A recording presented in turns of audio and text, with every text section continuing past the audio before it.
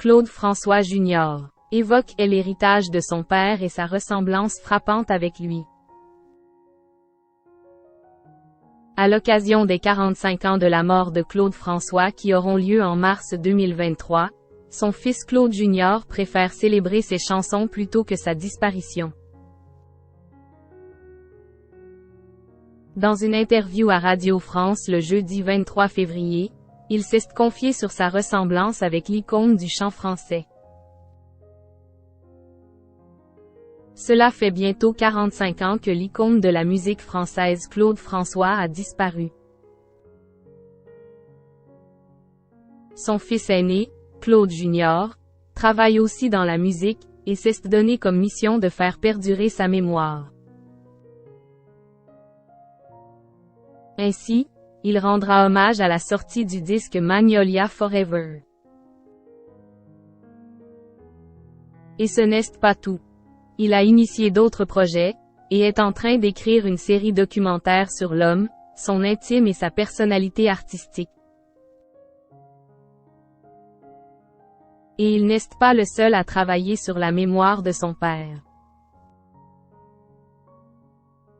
Son frère Marc, quant à lui, prépare un spectacle symphonique et une comédie musicale sur le modèle de Mamma Mia.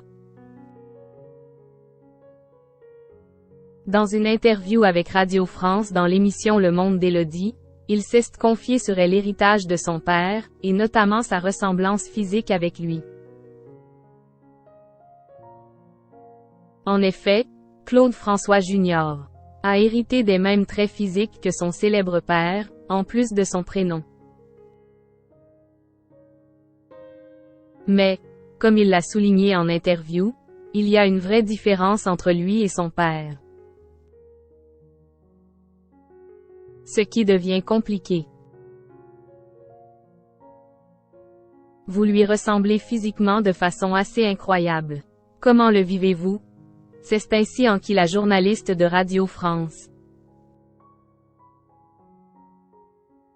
Ce qui devient compliqué aujourd'hui, c'est que je lui ressemble en le vieillissant de fait, analyse-t-il.